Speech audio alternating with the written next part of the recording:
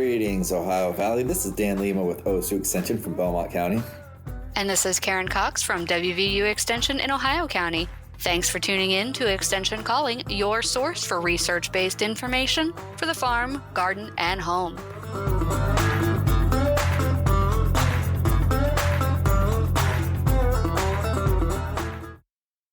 Hello, Karen. Hey, Dan. It's so cold. Yes, it is. It is extremely cold.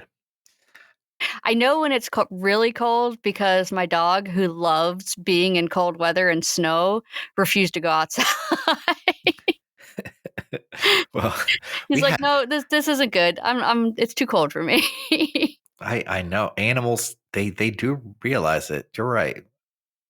I have a cat, and the cat likes to try to get outside. And let's just say in this past cold spell, she did. She ran outside. We chased her down.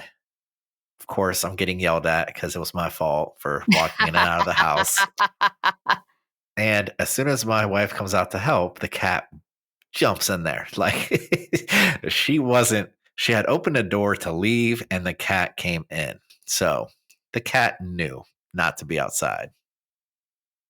Yeah, and when animals can't come in, there are some steps you can take to help keep them warmer. Now, pets and such, yeah, bring them inside, but livestock's a little bit of a different story. It's kind of hard to bring that cattle into the house.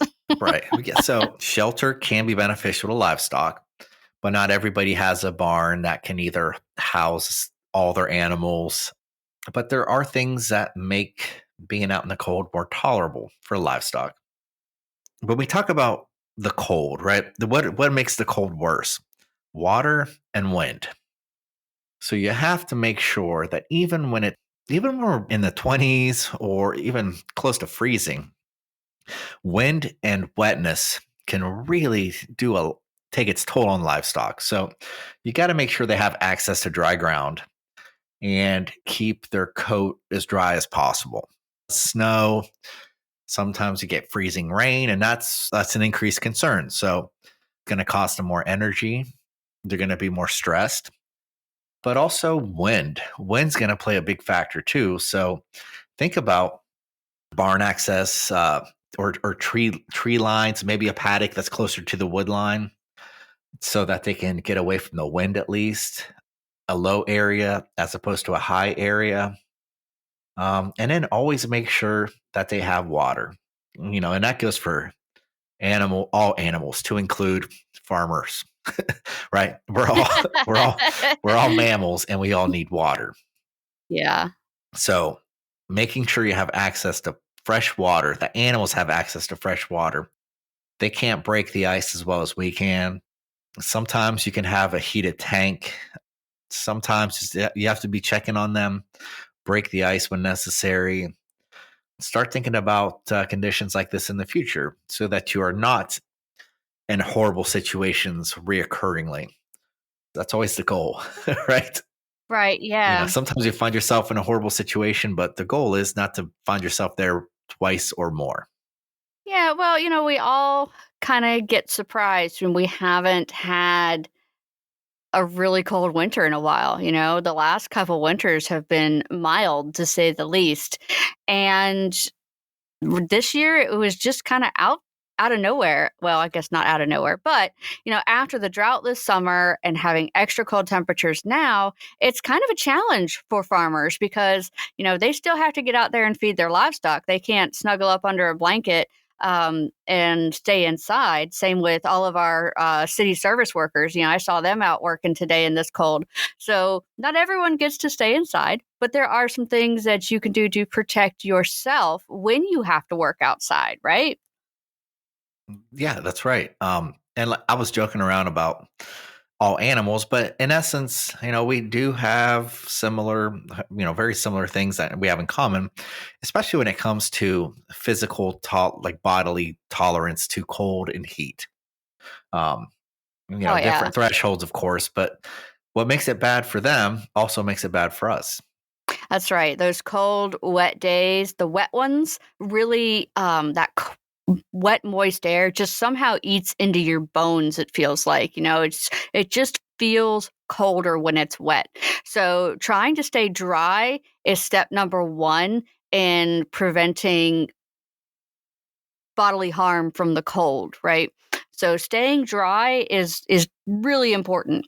So sometimes when you're outside working, you build up a bit of a sweat. So you don't want your inner layer to be cotton because you want that inner layer to provide insulation, but also to be able to wick moisture away from your skin to help keep it dry.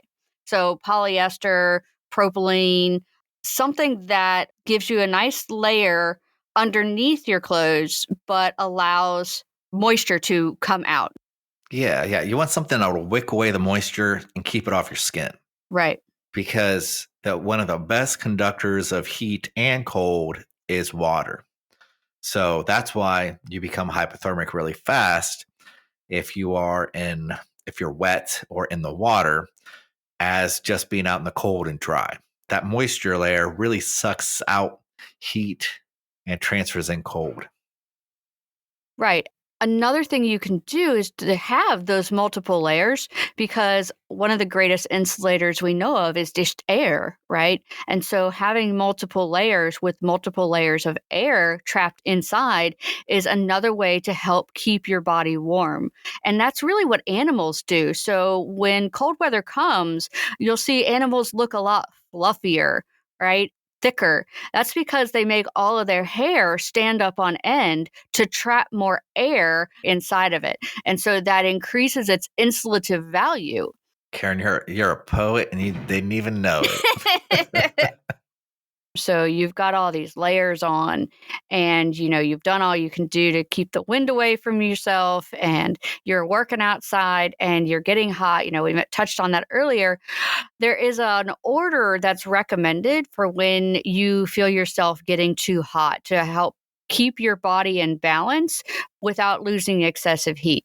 So when you want to not sweat, if you're working, start with your mittens or gloves, unless, of course, you're working directly in the snow or ice and you need that barrier. But after the mittens and gloves, your headgear comes off. So your hat, your scarf, and that is going to really open up your body to breathe because you lose about 50% of your body heat through your head. So if you're still warm, open your jacket at the waist and the wrists, and then you get to the removing extra layers of clothing. So basically, you want to make sure that you are slowly allowing your body access to the cold air without causing a significant drop in your temperature quickly. Right, because you're trying to keep from getting wet too. You don't want to be, yeah, you don't want to get hot, start sweating, and then you have that moisture, which could make you hot and then make you really, really cold, potentially hypothermic. It's kind of odd, right? Talking about getting too hot now, but you're right, Karen. It is possible, and it does have to do with that water layer. We can't keep moisture like on our bodies because that's just going to pull out the heat too fast. That's right. Now we think about what makes good bedding. Well, good bedding is something that will absorb the water, get it away from their bodies, Hmm. but also it will have a lot of insulation like properties, basically air. We talk about like hay and straw and wood chips, right? Things that don't compact very well. So not only is it soft, but there's a lot of air, and that air can hold heat and allow the animal to sit in that warmth, right? We do this with leaves, right? When we pile leaves on plants to keep them warm, there's a lot of air that gets trapped in there. You don't want to like put a lot of dense things that don't have air pockets because that's not a good insulator. Right. Yeah. So when you look at insulative foam boards, so they're like styrofoam, they have air pockets in them. And that air it helps to increase the insulation value. And another thing they have on them is a solid layer that is windproof and waterproof. And so adding that windproofing, the waterproofing, and an extra layer of air pocketing that can really go a long way towards protecting sensitive animals such as chickens or pigs who maybe need a little extra to help them out. That's right. And myself, who needs a little extra. Yeah. Oh, yeah. 'Cause That's one of the best things you could do to your house. Instead of you don't need a fancy new furnace, you don't need fancy new windows. What you need is insulation. And most of our houses have insufficient insulation, especially the older houses. My old house was built in 1900, and so the insulation it had was there's some air in the walls. There was zero insulation. There's no insulation in the walls. There's no insulation in the attic. And so, a couple years back, we went and we got insulation added to the attic. And let me tell you how much of a difference it made. We went from having to heat. We have a room that's half finished in the attic. We went from having to heat that room just to keep it above freezing to it being fairly comfortable without heat. And it made a drastic difference right off the bat. So if your house is cold, before you look into getting a new furnace or new windows, look at your insulation and see what you can add to increase your insulation value. well, that and make sure you seal all the cracks around your windows. Yeah, Do what you can to make sure that you don't have wind, right? That's one of the things that we talked about. Protection from wind. that's right. Wind, it makes things worse. If you look at, those jackets that you see people that go to Antarctica and stuff wearing with the big hoods, right? And the hoods have all that fur coming out. And it's like you can't see their face because it's buried in so much of that fur. Mhm. But the fur is there because it stops the wind. That's right. So the wind isn't hitting them in the face and pulling the heat out of their face. That warmth is just kind of trapped in there, and that insulates it from the outside elements. If you have wind going on, it's just pulling that heat, and you don't have an insulation layer. So yeah, you're right, Karen. Before you start, well, if your furnace is broken, you better fix it. Well, there of course I mean, that, there's yeah. no there's no getting away from that. But the next best thing you can do is make sure, yeah, you have good insulation. Make sure you've sealed in the cracks. Make sure that you don't have any broken windows. If you do have broken windows, I'll tell you what. Plexiglass is a great fix too. It's durable. So if you have an old building or an old barn that you want to make a little bit more comfortable, whether it's for the animals or whether it's for you that's working there in the wintertime, plexiglass is another good option. And it's going to be a little bit more durable than glass. It'll be able to take more of a punch. And then you have different types of plexiglass. I don't mean to go off on a tangent, But you're going to but you do anyway? have, well, you have stuff you got to think about when you're dealing with plastics, right? It's got to be rated for outdoor use. UV can sometimes break it down, so you got to make sure. But you have like UV rated plexiglass. So if you want it to last long, that's what you use, and that's what they typically use in greenhouses and stuff. So those are just options. But yeah, besides insulation, sealing cracks, making sure that the wind's not getting in there, making sure it's not wet in there. So fixing the roof if you need to. Those are things, universal things you can do both for yourself, for your energy bill, and your animals too. Yeah, it's kinda your starting point, right? But like, I know one thing that we didn't touch on too much, right? So the animals are outside in the elements, and we can do things to mitigate the cold. We can do things sometimes to mitigate the heat if we need to. But something else to keep in mind is animals burn more energy when it is cold. You know, I can make a case for people too, Oh, yeah. but specifically livestock, what they have found is because they burn more energy trying to stay warm. So you shiver and your body produces heat and it keeps you warm. It's just a natural process. Mhm. In fact, one of the things that they have found is that a lot of livestock, if we're talking about cattle, but I'm sure it applies to sheep and goats and chickens. But in the colder temperatures, an animal will eat a little bit more than normal. So, whereas like maybe a livestock animal was eating about 2.5% of their body weight. Now, in the wintertime, when it gets really cold, it can go up to about 3.5%. So when you're feeding your animals, be cautious. The quality might not be there with like the drought that we're just talking about.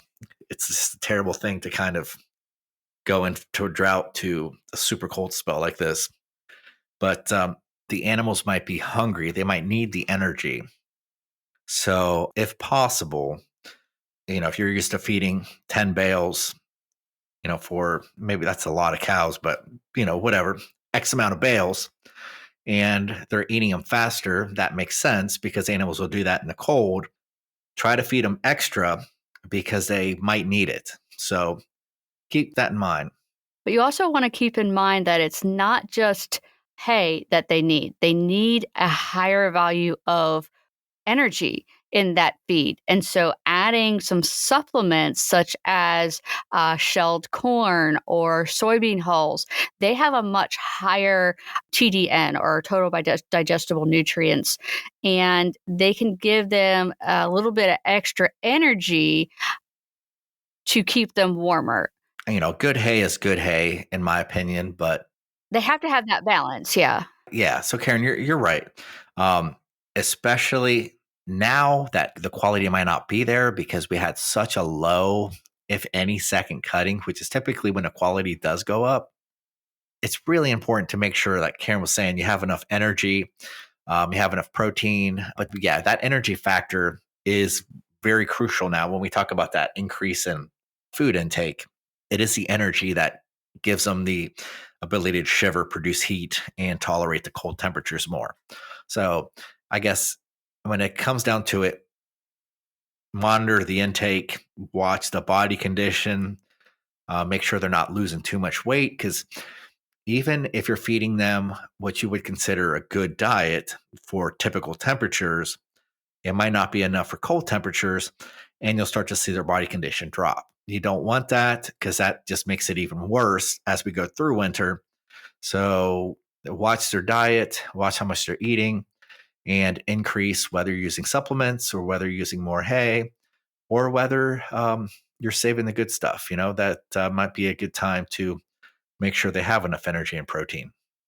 Exactly. Yeah. And, if you were unsure of how much extra energy your animals are going to need, or how much you're going to need, there are some charts out there that can show you using the equivalent Fahrenheit degrees and the wind speed, you can determine at what temperature you need to really start increasing your energy feed to your livestock, really improving your wind protection, giving them that extra shelter. Because, once you get into zone 2, which we've been in a couple of days now, we're looking at danger it'll freeze the exposed flesh, such as their teats and scrotums. They'll stress animals. So anything that, like if they were carrying a latent disease, if they were fighting off okay, their body is going to be unable to keep fighting off that disease. So you might start to see some issues with animals that seemed like they were perfectly healthy to start with. Right. So, and when we're talking about critical temperatures, when it's dry and when it's not terribly windy, those temperatures can be 18 to 20 degrees. When it's wet and the winds are high, it can be as high as 59 degrees. So, that's we're not even talking about freezing temperatures. We're just talking about that energy being lost, right? Remember I said that wet and wind will really pull out the heat. Well, a cow's body temperature is not 59 degrees. So when it's wet and windy and 59, that's a lot of heat, a lot of energy that animal's pulling away. So when you are below those critical temperatures, which is 18 to 20 degrees when it's dry and normal winds, and as high as 59 if it's wet and windy, the recommendation is that I'm looking at is if you're a livestock or eating 2.5%, you should go up to 3.5%, which is 33% increase in their food intake. It's significant. I guess my thought with that is, just a little extra and extreme weather doesn't go as far as you think. Yeah. Make sure you monitor. If you give them 33% more hay and they're leaving it, well, there could be a variety of reasons, but maybe they're okay. But just know that it could be significantly high. Yeah, and another thing to consider is if it's time for your animals to go for sale and it's super cold out and you're putting them in a livestock trailer that's open vented and you're driving at 60 miles an hour on the interstate, you got 60-mile-an-hour winds on those animals. So it could get really cold really fast on that trailer. So you need to provide a little extra protection for those winter sales, making sure that A, your animals are absolutely dry before you get them on that trailer, and B, add a little bit of extra wind protection for them. They'll be a much happier animal when they get to that sale barn. That's a really good point. So, yeah, many things you can do for livestock, for yourself. Now, let's kind of finish the show talking about our own needs, right? Your animals are very important, but your health is more important. So make sure that you have the right equipment.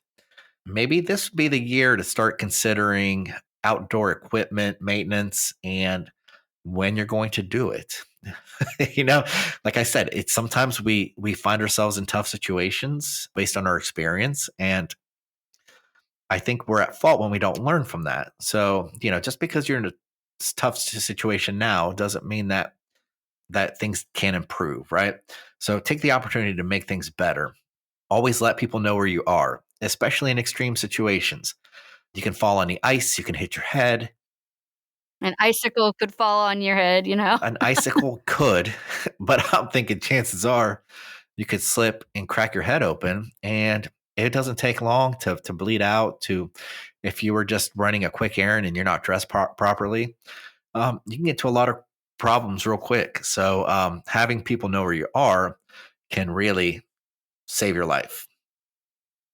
Yeah, and that goes for driving too. If you are driving a long distance, make sure people know when you're supposed to arrive at your location and that someone is aware of the path that you're taking to get there.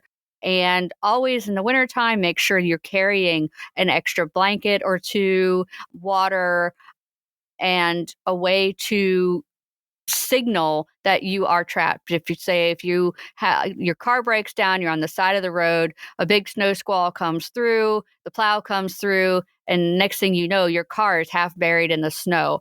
It's really important to be able to let people know that you're still in that car and make sure you reach out to someone as soon as possible to let them know you're there.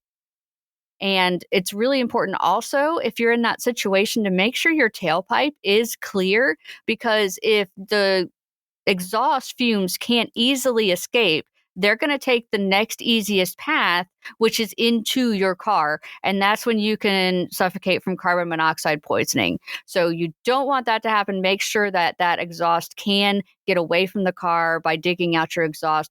And then turn your car on for very short intervals, just enough to get it a little warm in the cabin, and then turn it off. You don't want to keep it running because that will expend your fuel reserves and increase your potential for carbon monoxide poisoning.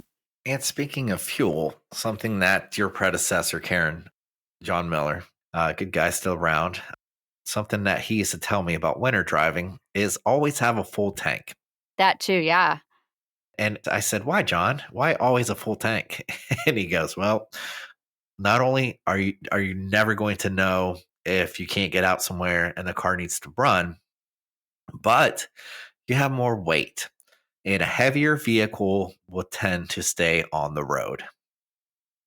That's a really good point. Yeah, adding some weight to your vehicle. I remember when I first moved up to the northern states, my dad always told me to buy a couple bags of kitty litter and throw them in the back of my trunk so that I would have better traction. Know where your drive wheels are if you're front wheel drive, rear wheel drive. Most cars are front wheel drive or all wheel drive now, so it's not as critical, but know your car, know if it's in the good enough condition to travel, and if it's an iffy thing, and I'm getting off on a tangent here, but I wanted to go back to the fuel and say another reason to keep your gas tank full is to avoid water condensation on the inside of your gas tank, which can then get water in your fuel, making it difficult for your vehicle to start.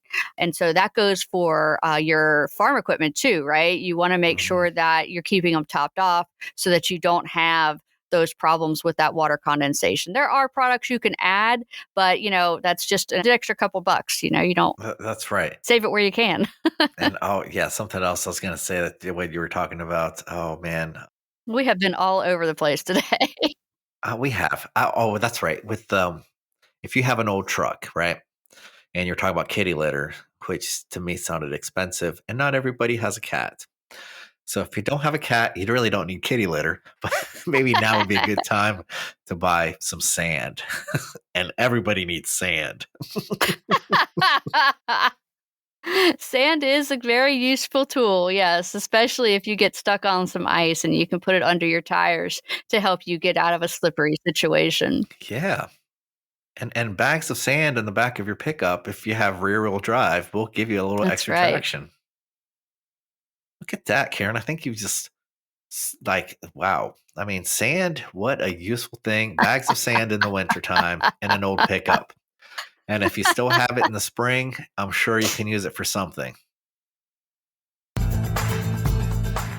Thanks for listening to Extension Calling. This show is a collaboration between OSU Belmont County Extension Educator Dan Lima and WVU Ohio County Extension Agent Karen Cox. If you'd like a transcript of this show, contact us at the office. Also, let us know if you enjoy the show by ranking us on your podcast app.